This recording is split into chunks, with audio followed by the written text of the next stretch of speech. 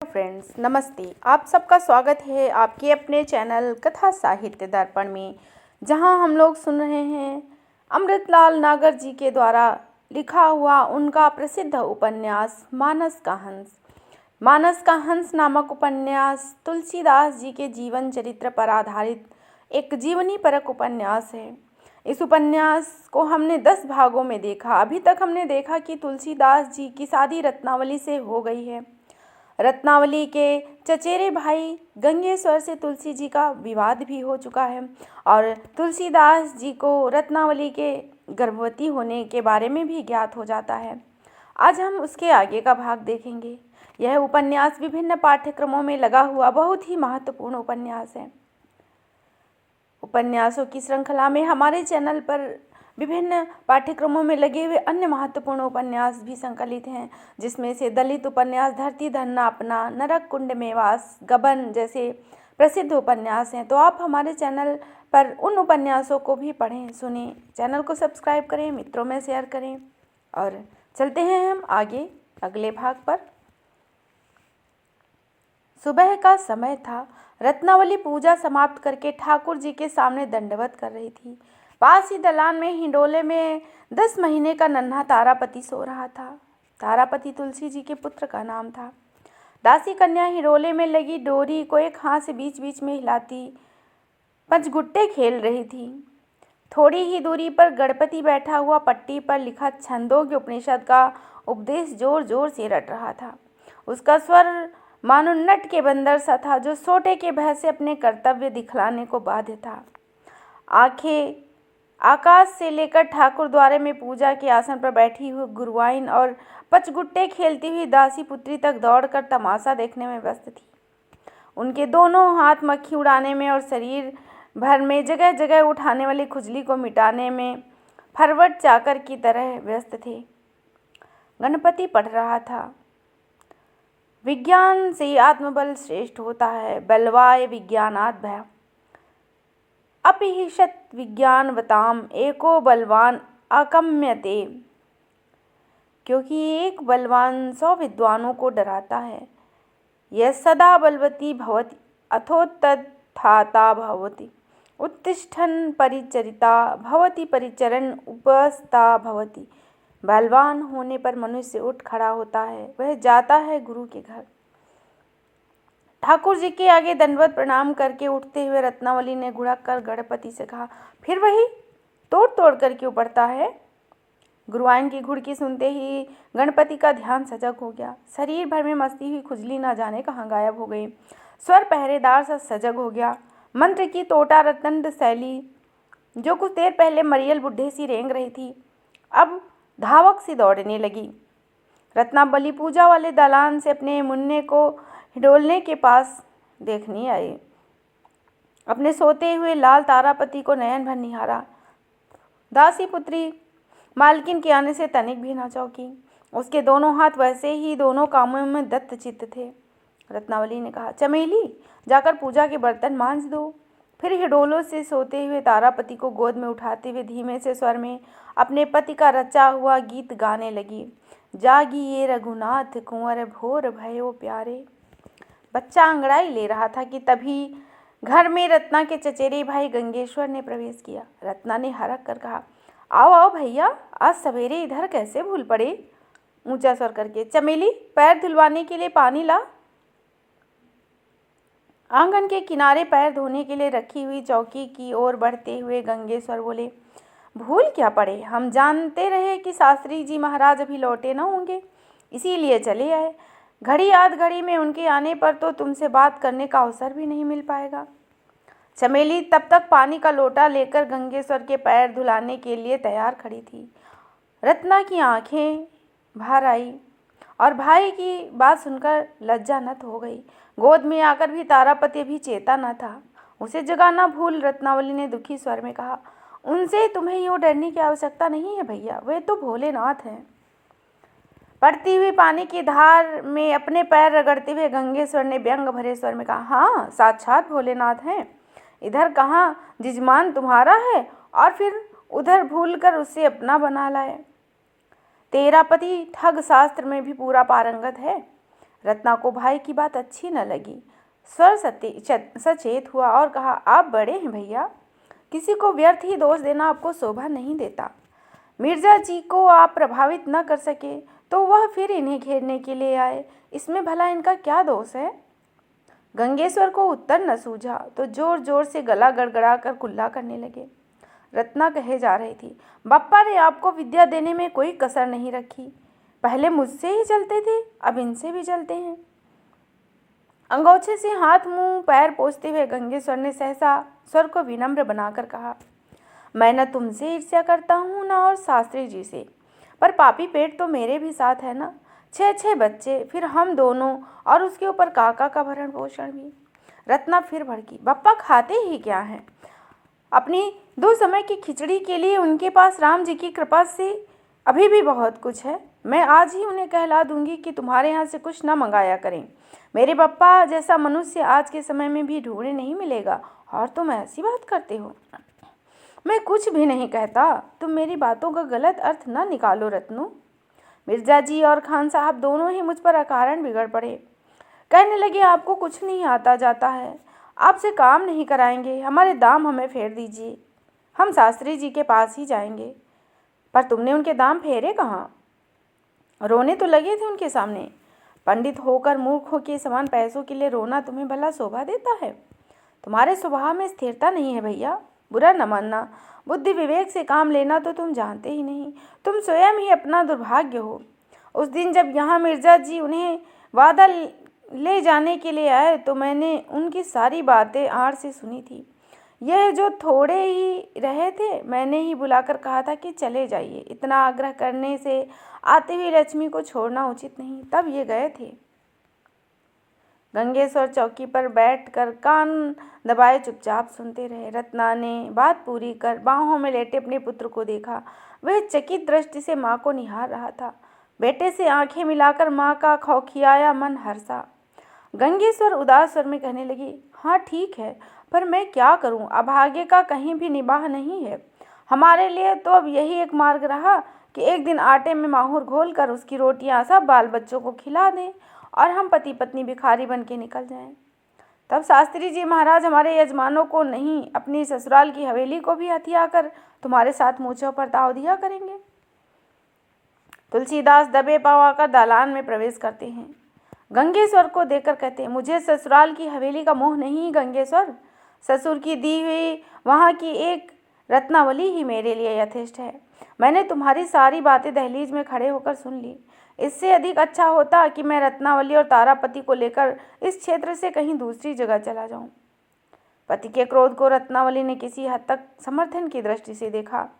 गंगेश्वर पहले तो चूहे की तरह दुबके, पर दूसरे ही क्षण सिंह की तरह दहाड़ कर बोले, यह जो सारे ग्रंथ आप यहाँ से उठा लाए हैं वे हमारे हवाले कर दीजिए, मैं चला जाऊँगा। ग्रंथ बप्पा ने मुझे दिए हैं, मैं नहीं लाया, पर वे हमारी पैतृक संपत्ति हैं। मेरे पिता छोटी आयु में मर गए थे, पुस्तकों का बंटवारा नहीं हुआ था। बात काटकर रत्नावली ने तेजी से कहा, इनके आगे बोलो तो बोले, पर मेरे आगे झूठ बोलो ना गंगे भैया। मेरे बप्पा को बेईमान बताते हो? यह ग्रंथ तुम्हारी पैतृक संपत्ति हैं, तारी गांव के वासुदेव काका के हैं, पर उससे क्या होता है? तुलसीदास की ओर देखकर, न्याय रत्न वासुदेव त्रिपाठी निसंतान थे, इसीलिए अपने ग्रंथ हमारे यहाँ रखवा दिए थे। इनका बंटवारा होना ही चाहिए। कैसा बंटवारा? रत्नावली बच्चे को सीधा करके गोद में लेती हुई तेज हो पड़ी।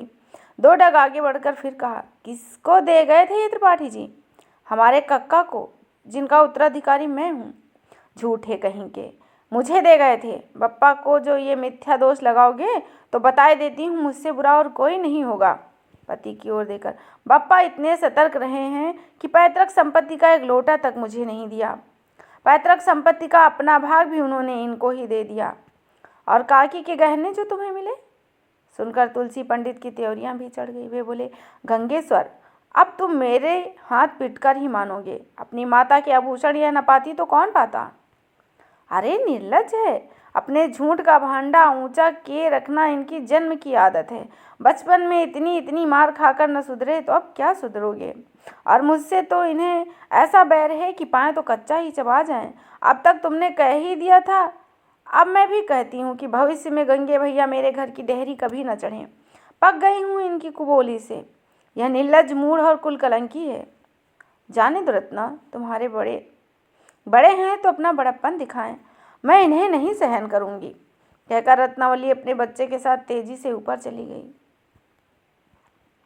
गंगेश्वर ने फिर नया पलटा लिया।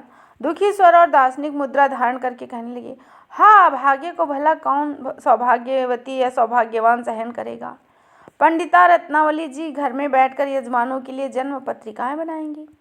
पंडित तुलसीदास दरबारी साहूकारों के कथा वाचेंगे, जन्म पत्रिकाएं विचारेंगे। लक्ष्मी चारों हाथों से इनका ही घर भरेंगी। हम जैसे टुटपुंजियों की गुजर बसर भला क्यों कर हो सकती है। मेरे जैसे कुलीन स्वाभिमानी अभागे के लिए सब परिवार माहुर खाकर मर जाने के अलावा और कौन सा उपाय बचता है। निश्वास फिर सहसा स्वर ऊंचा करके, अच्छा रत्नू, तो फिर यह निर्लज्ज कुलंगार अब तुमसे विदा लेता है। भविष्य में तुम इसका मुख कभी न देख पाओगी। आशीर्वाद आशीर्वाद, कहते हुए गंगेश्वर चले गए। भोजनोपरांत विश्राम कक्ष में पति पत्नी पान चबाते हुए आमने सामने बैठे थे। तारापति पिता के पास ही सो रहा था। तकिए के सहारे अधलेटे पिता का दाहिना हाथ पोले बड़े स्नेह से अपने बेटे के हाथ पर फेर रहा था और आंखें उसकी माँ के मुखचंद्र की चकोरी हो रही थी। रत्ना ने मुस्कुरा कर कहा, ऐसे घूर कर क्यों देख रहे हो मुझे? इन 5 दिनों में क्या कोई विशेष परिवर्तन आ गया है मुझ में? हाँ, तो मुझे पहले से अधिक और प्रिय लग रही हो। सुंदरता मेरे रूप में है या तुम्हारे लोभ में? पहले तुम बताओ, चंद्रमा और चांदनी में कौन सुंदर है? सौभाग्यवती रत्नावली ने किंचित इतराते हुए कहा, तुम ही जानो, मेरे लिए यह प्रश्न अविचारणीय है। क्यों? क्योंकि मेरा चंद्र और चांदनी अविभाज्य है। बेटे की ओर देखकर, चांदनी को देखती हूँ तो चंद्र को बरबस ही देखने का लोभ होता है, इसी तरह चंद्र को देखकर चांदनी का। तब रूप और लोभ में अंतर क्या रह गया प्रिय? सुंदरता दोनों छोरों तक एक सी व्याप्त है।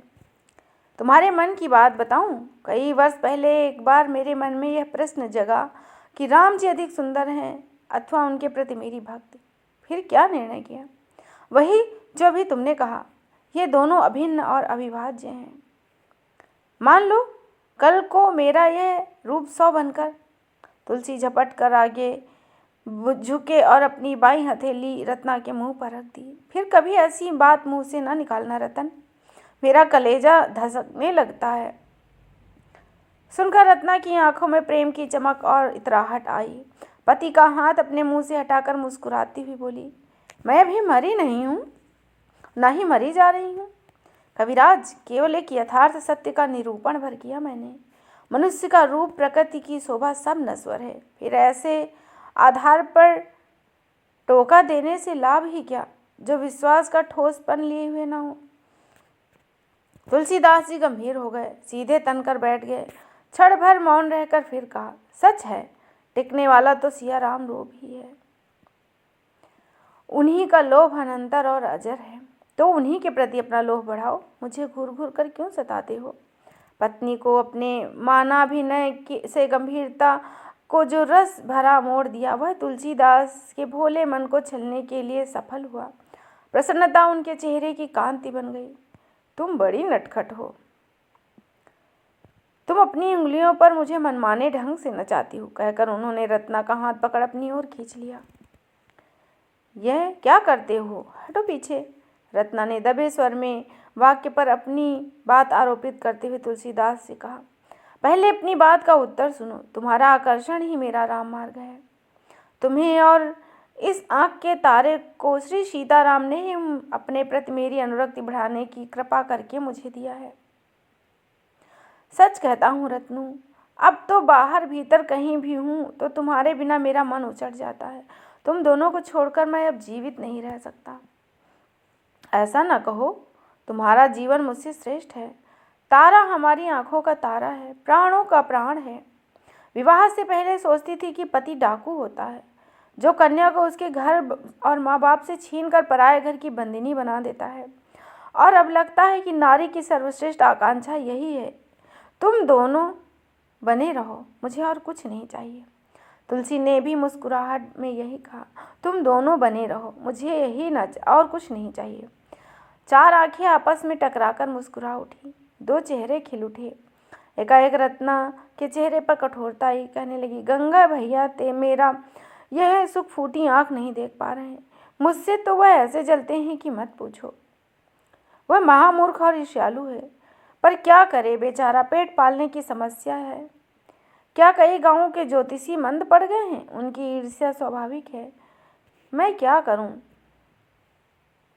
तुम्हें बताओ, मेरी भी तो गृहस्थी है। ओह, ऐसों की चिंता छोड़ो, गंगे भैया की कुंडली में पागल होना लिखा है। एक बार मैंने बप्पा को बतलाया तो वह बोले कि उसके आगे कभी न कहना। पागल तो वह हो चला है, महत्ता न पाने के कारण उसमें इतनी हीनता आ गई है कि अब तो इतना अल्ल बल्ल बकने लगा है। क्या कोई बात सुनी तुमने? वह पगला अब तो यह कहता डोलता है कि मैं ज्योतिषाचार्य पंडित दीनबंधु पाठक का पुत्र हूँ। उन्होंने मेरी माता से अनैतिक संबंध स्थापित किया था।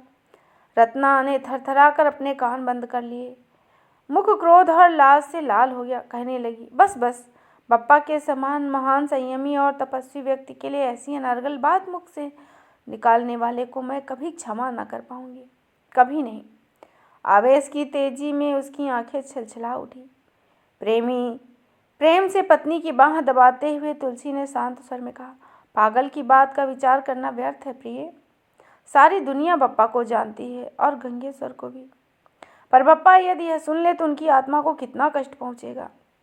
बेचारे को अपना पुत्र नहीं था, इसीलिए बड़ी लगन से उन्होंने इसको पढ़ाया लिखाया। मैं तो तुमसे सच कहती हूँ, बिल्कुल घेलुए में पड़ गई। बप्पा इन्हें पढ़ाते थे तो मैं भी बैठ जाती थी, यह ना पढ़े और मैं पढ़ गई। तुम सच्ची मानना, अच्छे शिष्या होने के नाते ही उन्होंने मेरे बाद भी मेरी शिक्षा के संबंध में विशेष रुचि लेना आरंभ किया। गंगे भैया यदि तनिक भी उत्साह दिखलाते तो वे उन्हें ही अधिक रुचि से सिखाते। मैं जानती हूँ उन्हें अपनी 14 पीढ़ियों की गद्दी संभालने की कितनी चिंता थी। तुलसी बोले, मैं समझता हूँ। विवाह का प्रस्ताव करते हुए उन्होंने मुझसे ये बात कहा था। वे चाहते थे कि मैं उन्हीं के घर पर रहूं। वे गंगे भैया से मन ही मन ऊब चुके थे। हमारे कक्का ने अपनी दुश्चरित्रता के कारण हमारे घर का बहुत पैसा बर्बाद किया। यह नई कमाई तो सब मेरे बप्पा की है। फिर भी कहते थे कि यह गांव में नया घर बनवा लूँगा और शेष पैतृक संपत्ति गंगे को सौंपकर उसे अपने से अलग कर दूँगा। मैं अपने जीते जी अपने होने वाले जमाता को अपनी गद्दी पर बिठला जाऊँगा। स्वाभिमानवश में भले ही उस गांव में न रहा, पर मेरा तो यही मानना है कि इस क्षेत्र में बड़े बड़े लोगों में मेरी पहुंच का कारण तुम मेरे कथावाचकों के अतिरिक्त बप्पा भी हैं। रत्नावली सहसा तुलसीदास का अपने कंधे पर रखा हाथ झटक कर उठ खड़ी हुई, रूखे हुए दुख भरे स्वर में कहा, मैं अभागी यदि पुत्र होती तो उन्हें कभी अपनी गद्दी की चिंता न होती। रत्नावली बहुत दुखी होती है और दुखी होकर नीचे सीढ़ियाँ उतर आती। तुलसीदास जी हक्का बक्का रह गए। 2 वर्षों के अपने वैवाहिक जीवन में उन्होंने रत्नावली को कई बार इस हीन भावना से ग्रस्त होते देखा। जब यह हीन भावना उसे सताती तो कभी कभी वे मन में उग्र हो उठते। अपनी पत्नी के स्वरूप और गुणों पर प्राणों से मुग्ध होकर भी तुलसीदास रत्नावली के स्वभाव की इस तिक्तता से कहीं बहुत अधिक खिन्न थे। इस हीन भावना के जगाने पर रत्नावली कभी कभी उनके प्रति ईर्ष्यालु हो जाती। उसके धक्के से अपने आप को बचाने के लिए उनकी चेतना भीतर ही भीतर विकल हो उठती। यथार्थ और बाहर भीतर दोनों पर अपने आप को समझने के लिए वे मचल उठते। रात में उन्होंने रत्नावली से कहा, सुनो, मैंने यह निश्चय किया है कि अब काशी को अपनी कमाई का केंद्र बनाऊंगा, परंतु मैं अपने बप्पा को अकेला छोड़कर कहीं नहीं जाऊंगी। मैं जानता हूँ बप्पा को ध्यान में रखने के हेतु ही मुझे यह इच्छा हुई और तुम्हारी यह इच्छा मुझे अनुचित नहीं लगती। तुम कुछ दिनों अपने मैके में रह लोगी। बप्पा के सन्यासी मन को तारापति ब्रह्मानंदवत रिझाएगा। यह एक लाभ भी होगा कि यजमानों के लिए जो जन्म पत्रिकाएं तुम इस समय तैयार कर रही हो उनकी दक्षिणा की राशि गंगेश्वर को मिल जाएगी। वह मूर्ख ईर्ष्यालु भी अपने बढ़ते हुए पागलपन से बच जाएगा। तुम मुझे छोड़कर इतने दिन रह सकोगे? तुलसी का स्वर उदास हो गया। बोले, बड़ी देर से मन को इसी बात के लिए समझा रहा हूँ। 4-5 दिनों के लिए बाहर जाता हूँ तो तुम्हारे लिए मेरे प्राण बावले उठते हैं। काशी का यह फेरा कम से कम 2-3 मास तो ले ही लेगा। मैं समझता हूँ तुम्हें अपने मन का पोथा पढ़ना चाहिए। काशी की कमाई को यहाँ वाले कूट न पाएंगे। हम लोग दूसरों की ईर्ष्या से बचेंगे। पप्पा के जीवन में भी रस आ जाएगा। मैं उनसे ज्योतिष चर्चा करूंगी। तारा उनके आसपास रहेगा। बेचारे कितने प्रसन्न रहेंगे। रत्नावली पिता के पास अपने मैके के घर में रहने के विचार मात्र से ही उल्लसित हो उठती है। किंतु तुलसीदास का मन अभी कुछ निश्चय नहीं कर पा रहा। एक और काशी की याद आती है। पुराने साथियों से मिलने को जी चाहता है। घुमक्कड़ी की पुरानी आदत भी पैरों में खुजली मचा रही है। किंतु दूसरी ओर रत्ना के बिना अब उन्हें काशी क्या बैकुंठ में भी रहना अच्छा नहीं लग रहा। इसी तरह वह रात में सोचते रहे। दूसरे दिन सवेरे कलेऊ करने के उपरांत तुलसीदास दालान में घुटनों दौड़ते अपने बेटे को पकड़ो पकड़ो करते हुए हंसा रहे थे। बच्चा अपने बाप को छकाने के लिए किलकारियां मारकर और भी तेज भागता था। उसके पैरों में पड़ी चांदी की पैजनियों के घुंघरू, पायलों के घुंघरू रुनझुन का स्वर उठाकर पिता का आनंद और बढ़ा रहे थे। तभी रत्ना ने बैठक के कमरे से भीतर आते हुए कहा, सुनते हो, मैंने प्रश्न कुंडली बनाकर देख लिया। यह यात्रा तुम्हारे लिए बड़े महत्व की सिद्ध होगी। राम का नाम लेकर अपना जी कड़ा करके काशी चले जाओ। तुलसीदास का आनंद भरा चेहरा कुम्हला गया। विचार में पड़ते हुए बोले, हाँ, परवर कुछ नहीं। इतनी भक्ति और वैराग्य की बातें करते हो और थोड़े दिनों के लिए मेरे बिना संयम से नहीं रह सकते। तुम्हारे जैसे व्यक्ति को यह शोभा नहीं देता। रत्नावली की बात सुनकर तुलसीदास को झटका लगा।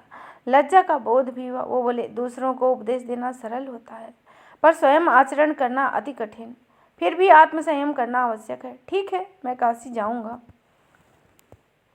आत्मालोचन का एक चक्र पूरा हुआ। बाबा स्थिर और परम शक्ति मग्न बैठे थे। मानस रत्नावली उनके चरणों पर झुकी। उसके यौवनोल्लास से भरी चपल चंदन सी काया सहसा अपना वार्धम्य पा गई। अब रत्नावली वैसी थी जैसी बाबा ने अंतिम क्षणों में उसे देखा।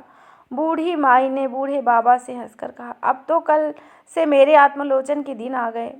तुम उबरे, मुझे अभी डूबकर उबरना शेष है। अच्छा, अब रात को फिर आऊँगी। शांत और सुस्थिर गति से अपना बायां हाथ बढ़ाकर बाबा ने मैया को अपने वामांग में समेट लिया। आंखें मुद गई। बाबा और मैया के स्थान पर राम और जानकी दृश्यमान हो गए। तुलसी की काया गदगद हो उठी। बाबा की चमत्कारिक निरोगता और उससे भी अधिक उनकी कृपा से उनके प्रबल शत्रु रविदत्त तांत्रिक का मृत्यु के मुंह से जाकर भी सकुशल बाहर निकलना पूरे काशी में बच्चे बच्चे की जुबान पर चमत्कार की अतिशयोक्ति में नगीनी से जड़कर फैल चुका था। बाबा के दर्शनों के लिए भक्तों का तांता सा लगा रहता था। उन्हीं दिनों काशी और जौनपुर के नगरों पर शाही उमरा आगा नूर के रूप में एक बहुत बड़ी विपत्ति आई। आगा नूर ने काशी और जौनपुर के बड़े बड़े जौहरियों, सर्राफों और कोठी वालों को एक दिन अपने यहाँ बुलाया। काशी के लोग पहले पकड़ बुलाए गए। बिना कारण बतलाए ही आगा नूर ने उन्हें बंदी गृह में बंद कर देने की आज्ञा दी। पहले दिन उन्हें अन्न पानी तक के लिए तरसाया गया। दूसरे दिन भोजन और जल भेजा गया, किंतु चांडालों के हाथ। धर्म के कारण किसी ने भी उसे छुआ तक नहीं। शाम को जब पानी बिना 2-4 सेठों के बेहोश होने की खबर आगा नूर तक पहुंची, तो एक ब्राह्मण गर्म पानी लेकर सेठों के सूखे गले सींचने के लिए भेजा गया। 3 दिनों तक कैद खाने में बंद सेठ, साहूकार, सर्राफ, दलाल आदि पीड़ा सहते रहे। बाहर उनके परिवार के लोग चिंता के मारे पीले पड़ गए। कैद किए जाने का कारण न मालूम होने से सबके मन चिंता से घनीभूत थे। तीसरे दिन जौनपुर के सेठ, साहूकार और दलाल भी पकड़ कर आ गए। वे लोग भी बहुत घबराए हुए थे। बंदी गृह में बंद सेठों ने वहां के कर्मचारियों की मार्फत रिश्वत का प्रलोभन देकर अपने पकड़े जाने का कारण जानना चाहा। बाहर उनके सगी संबंधी भी यही कर रहे थे। सरकारी चाकरों की जेबों में रिश्वत के पैसे पहुंचकर भी ना तो बंदियों और ना उनके घर वालों को ही पकड़े जाने का कारण ज्ञात हुआ। इन गिरफ्तारियों से नगर में बड़ा आतंक छाया हुआ था।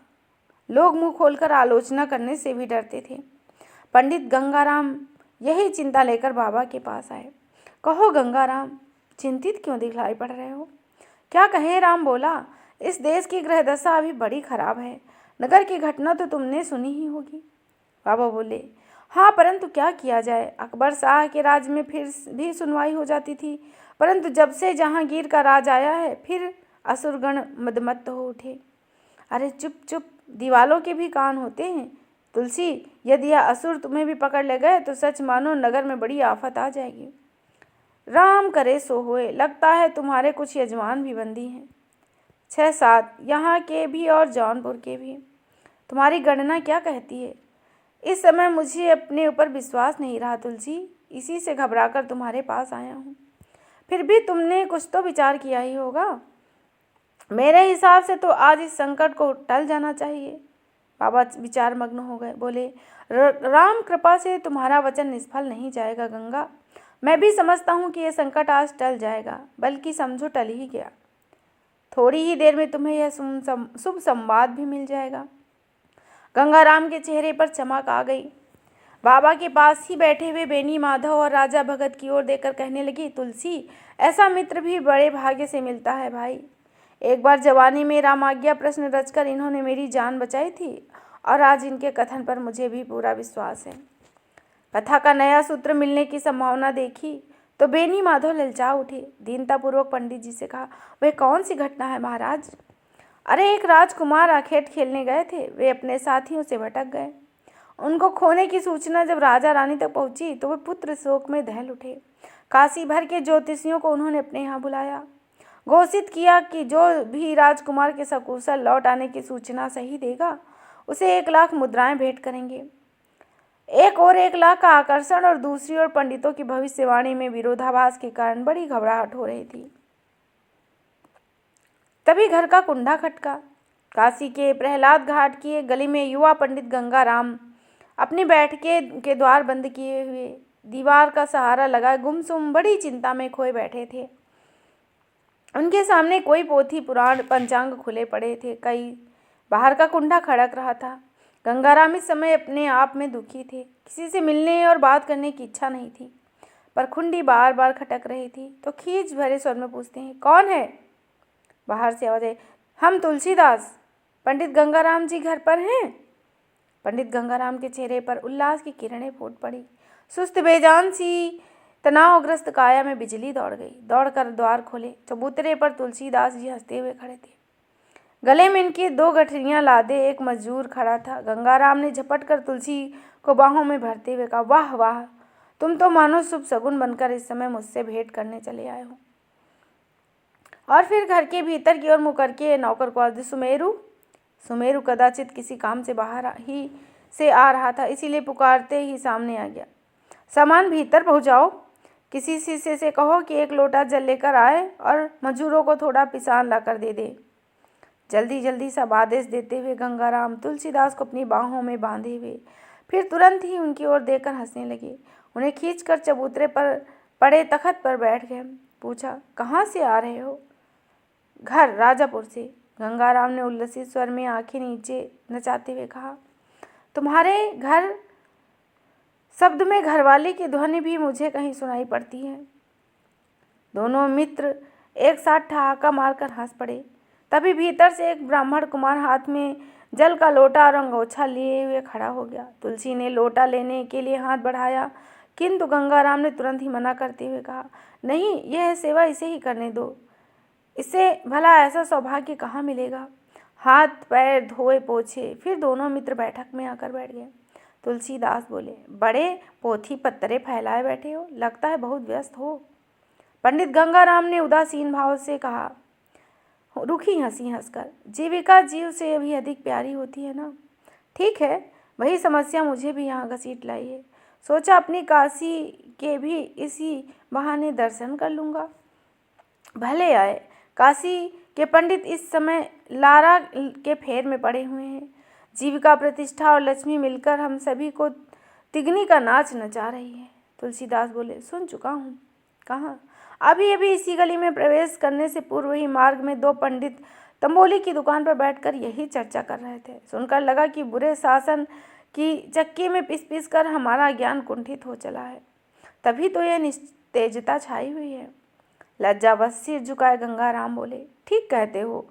सच यह है कि लोग लाख लोभ में फंसकर भ्रमित बुद्धि हो गए हैं, पर गृह संधि का फल विचारना कठिन है कार्य है। हो सके तो हमारी लाज बचाओ।